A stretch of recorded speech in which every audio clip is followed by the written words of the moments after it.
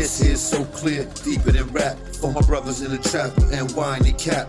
The Bronx is in my heart till the day that I depart. The streets is my father. Commemorations are being held across Puerto Rico today to mark the 50th anniversary of the death, popularly known to many as Don Pedro, the former head of the Nationalist Party and leader of the Puerto Rican independence movement.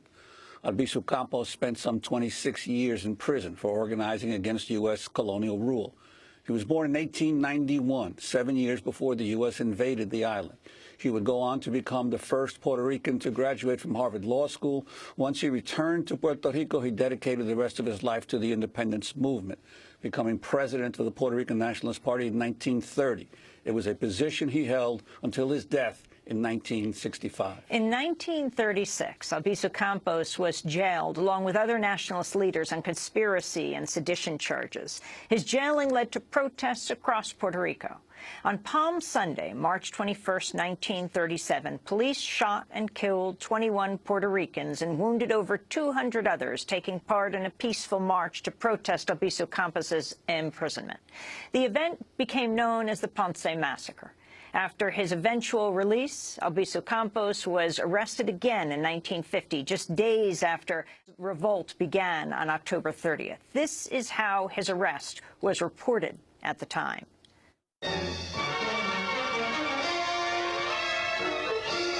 Puerto Rico rounds up its nationalist fanatics following the wounding of 5 U.S. congressmen. Ringleader of the group, Pedro Campos, is subdued after a 2-hour gun battle with police, which ended when his barricaded hideout was the target for a tear gas barrage. In all, 37 of the party are arrested. Several hundred rounds of ammunition were fired during the battle before the barricaded hideout was crashed. Campos now faces the original 89-year sentence imposed at the time of the attempt on former President Truman's life, from which he had been paroled. Linked to communists, the nationalist arsenal is believed to have been supplied by Reds, now being hunted throughout the island. Pedro Albizu Campos would spend almost the rest of his life in prison, where he repeatedly charged that he was a subject of human radiation experiments. Photos taken of him in prison show his body covered with welts. This is an excerpt of a speech Pedro Albizu Campos gave just a month before one of his arrest in 1950.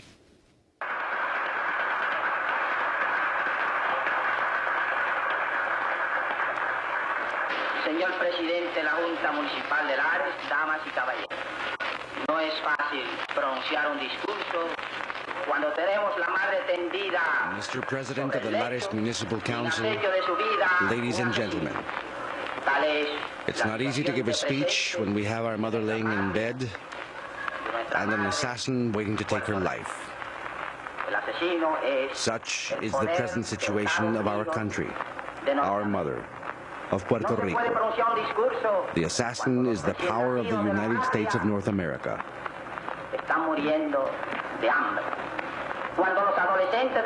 One cannot give a speech while the newborn of our country are dying of hunger, while the adolescents of our homeland are being poisoned with the worst virus of them all, the virus of slavery, when the adults of our homeland must leave their hometown of Lares in fear, and they don't even have exit to countries other than the enemy power that binds us. They must go to the United States to be the slaves of the economic powers, of the tyrants of our country. They're the slaves who go to Michigan out of need, to be scorned and outraged and kicked. When one cannot easily give a speech, when this tyrant has the power to tear the sons right out of the hearts of Puerto Rican mothers, to send to Korea or into hell, to kill, to be the murderers of innocent Koreans, or to die covering a front for the Yankee enemies of our country, for them to return insane to their own people, or for them to return mutilated beyond recognition, even by their own mothers. It's not easy. Our blood boils, and patience beats at our hearts and tells us that patience must end. It must disappear. And that the day of Lares must be the day of Lares, which is to say, it must be the day of the Puerto Rican Revolution.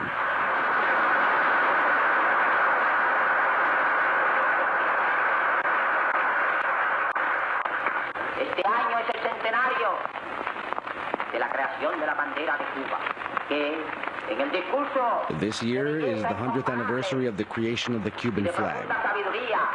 And in the beautiful, deeply profound speech our illustrious Secretary General made in homage to the flag of Cuba, he compared it and called it the womb of our own flag. For this centennial of the Cuban flag is also the centennial of the Puerto Rican flag in the sense of origin. We have called together here those who want the union of our brothers, of our Latin American brothers, and very specially the Cubans, all the people of the Antilles, the Haitians, the Dominicans. For all of them love the independence of Puerto Rico as their very own.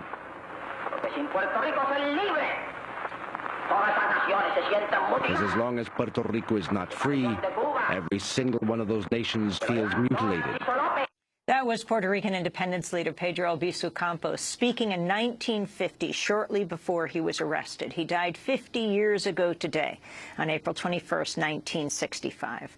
We're joined here in New York by Jose Serrano, Democratic congressman from New York, who successfully pushed the FBI to declassify records regarding the Bureau's activities targeting independence activists. He was born in Mayagüez, Puerto Rico. Also here in New York, Nelson Dennis is author of a new book, War Against All Puerto Ricans, Revolution and Terror in America's Colony. He's the former New York State Assemblyman and former editorial director of El Diario, the largest Spanish-language newspaper here in New York City. And joining us from San Juan, Puerto Rico, Hugo Rodriguez, Undersecretary of Relations with North America for the Puerto Rican Independence Party. He's joining us via Democracy Now! Video stream from the party's headquarters. We welcome you all to Democracy Now! Let's start off with Congressmember Serrano, why you feel Pedro Albizu Campos is so important, not only for Puerto Ricans, but for people throughout this country. Well, because it's a historical situation. First of all, you know, one of the things I hear in Congress a lot is we can't resolve the status of Puerto Rico until Puerto Ricans decide what they want. Well, no, they didn't invade us, we invaded them. And in my case, we invaded them. It gets very complicated since I was born there, now I'm a member of the U.S. Congress. So, but part of me invaded the other part of me, I guess. And Pedro Albizu Campos was a man who stood up for what he believed was right and what a lot of Puerto Ricans felt was right. If not necessarily, and this is a tricky thing to say, if not necessarily outright independence, then outright respect and outright dignity and understanding that we're a colony. And I believe that a lot of people who may not support independence act and demand from Washington based on his desire to act and demand from Washington. He asks for independence. Others ask for statehood. Others ask for an enhanced Commonwealth. But I think it all stems from the fact that there was this Puerto Rican who dared challenge the system. So now it's easier to challenge Washington because he dared do it such a long time ago. And so I, as a person who came here when I was very young, grew up in New York, living in a state, being born in Puerto Rico, I have the highest respect for him, and I've said it forever. And some people criticize you for that, but he stood up when people would not stand up, and he paid a big price. We're still trying to find out. When we got those FBI files, and Juan Gonzalez was the first person I called to look at the files, because I don't know how to read that kind of stuff. He does, you know. We found a lot of things we didn't know. And there's still things we don't know. We don't know how much he was tortured in prison. We don't know other people that were killed during that period of time.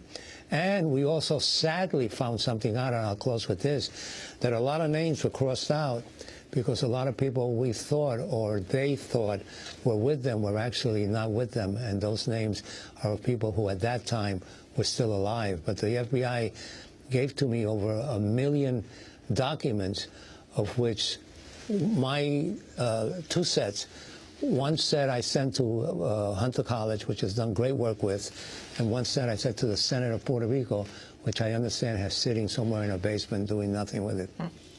Congressman Serrano, I'd like to ask you about how those files got released. If you could tell the story, you were at the time were the head of the the House committee that oversaw the FBI budget. Exactly how did you come upon those files? Well, I was a member of the Appropriations Committee, and I was what's called a ranking member. I was the top Democrat. We were not in the majority, so the Republican was the chairman.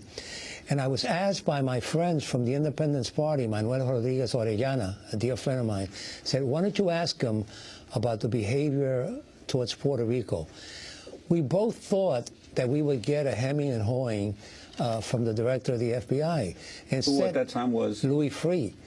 Louis Freeh shocked me off my chair and left me the first time in a long time in politics without a follow-up question, because I said about the belief that Puerto Ricans have been persecuted for years and the independents who were persecuted. Is there anything you can tell us? He says, it was true, and I'll release the documents to you. And that shocked me. And that started that whole thing that led to your investigation, to your reporting. And I understand Nelson has been kind enough to say that some of that research went into his books also. Nelson Dennis, for people who don't know who Pedro Albizu Campos is, can you give us a thumbnail sketch of his life? Well, Albizu Campos was the greatest patriot in Puerto Rican history. He was a series of firsts. He was the first Puerto Rican to graduate from Harvard, first Puerto Rican to graduate from Harvard. But he didn't give the valedictorian address, did he? Even though he was valedictorian from the law school? He was valedictorian of the law school, and there was just a prevailing, and it wasn't even perceived as racism. It was just the modus operandi of the time.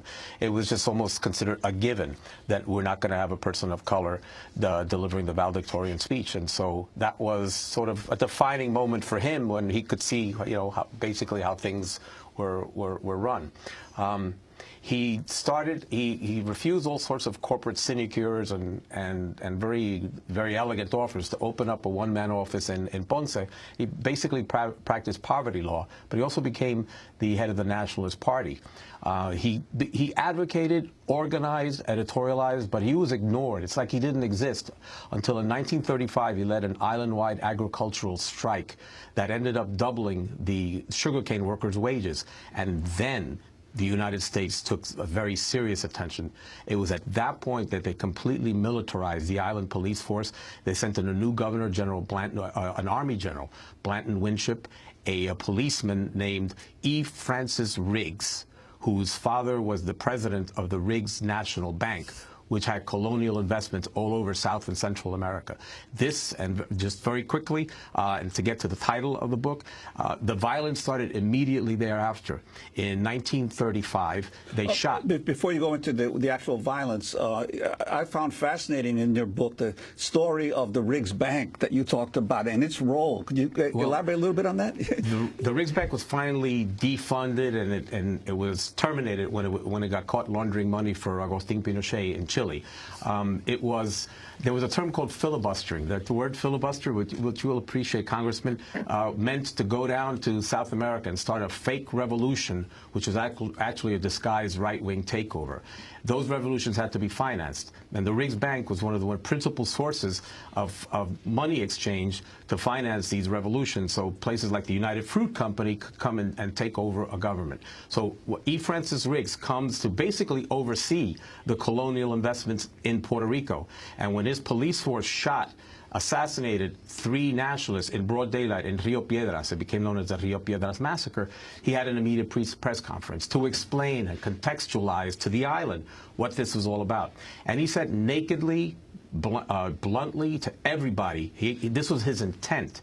He told the entire island that if Albizu Campos continued to, quote-unquote, agitate the sugarcane workers, there would be war to the death against all Puerto Ricans. And you also note, though, that he also tried to buy Albizu Campos in a luncheon at the wealthiest club in San Juan. You talk about that. It is the equivalent of Mount Quarantania, where the devil takes you to the top of the mountain and says, "All this shall be yours if you will just come with me." And they took him to El Escambron. It's very famous, as you said, a very elaborate casino in San Juan. And E. Francis Riggs, the police chief, offered Albizu Campos $150,000. And this is not apocryphal. It's not fringe journalism. It was reported in the pages of El Imparcial and El Mundo the next day. And there were multiple witnesses there. It was written in his wife's autobiography, $150,000 if he would basically back off of the sugarcane strike and sort of soften his nationalist demands. Albizu Campos rightfully and politely refused the offer and said that his island wasn't for sale. That offer was repeated to Luis Muñoz Marin, and he took it. He became the governor of Puerto Rico. You know, Joe Serrano? Just very briefly, when we looked at those documents that you looked at with me, the first page is unique and shows the sickness of the people that were dealing with at the FBI at that time. It's a gentleman whose name I forget, writing to Herbert Hoover and saying, keep an eye on Albizu Campos. This man speaks many languages. He's very intelligent. He could win the next election. He was in. He knows about Army intelligence. In other words, if you take all that today and present it for a candidate running for president, he'll get elected. So the first question is, so where was the problem? The problem obviously was that he was intelligent enough to alert people. And that was considered making trouble, when in fact they were simply alerting people to the suffering and the mistreatment of Puerto Rico as a colony. Well, we're also joined by Hugo Rodriguez in Puerto Rico, of the Puerto Rican Independence Party. Now, Albizu Campos is generally regarded as a terrorist in the United States, and the war of the nationalists for independence is considered part of the terrorist movement here in the United States. But yet you've got a high school in Tuabaja, named after Albizu Campos. You have an elementary school in Ponce, named after Albizu Campos. You got a high school in Chicago, named after Albizu Campos. You have a middle school right here in New York City, named after Albizu Campos. You have a public housing project in the Lower East Side, named after Albizu Campos. What is the significance of Campos still, of Albizu on the island? Yes, Pedro Albizu Campos is very important in Puerto Rico because Pedro Albizu Campos gave us back our words for the identity. Remember that when the United States invaded us, they tried to colonize us not only through the economics, but as well in the education process. They tried to praise all North American values and to erase all Puerto Rican and Spanish inheritance from us. They tried to take our Spanish language, and in that point in time, Don Pedro Albizu Campos gave us back that pride of being a different identity, of being a different nationality. And the politics in Puerto Rico, not only for the advocates of independence, but for all the politics in Puerto Rico, are to be written before and after Pedro Albizu Campos, because no one, even the advocacies for statehood, will deny the value of our identity, will deny the value of our cultural values and our language. And that is one of the most important contributions that Pedro Albizu Campos did to Puerto Rico. I believe it is important as well that in order to understand Pedro Albizu Campos and those characterizations of terrorism that have surrounded some media around him, you have to understand the time in which he lived. The 1950 event, the insurrection of 1950, and the attack to the Congress in 1954 was in the context of the establishment in that decade of the Estado Libre Asociado. That was not another thing than a disguise of the colony. And let me tell you something, to accentuate the farce, they gave a name in Puerto Rico for the colony, Estado Libre Asociado. But the proper translation to that name, that would be Free Associated State, they didn't give that name in English. They put Commonwealth of Puerto Rico. And together with that effort, the United States were trying to take out Puerto Rico from the list of territories and colonies of the United Nations. And in that context, and in the context of a cruel persecution of the independence movement, is that Don Pedro Albizu Campos made the insurrection of 1950, and that happened the events of the attack to the Congress in 1954. Of course, Don Pedro knew that he would not defeat the United States by sending 4 people to the Congress, revolvers at hands, and open fire once inside the building.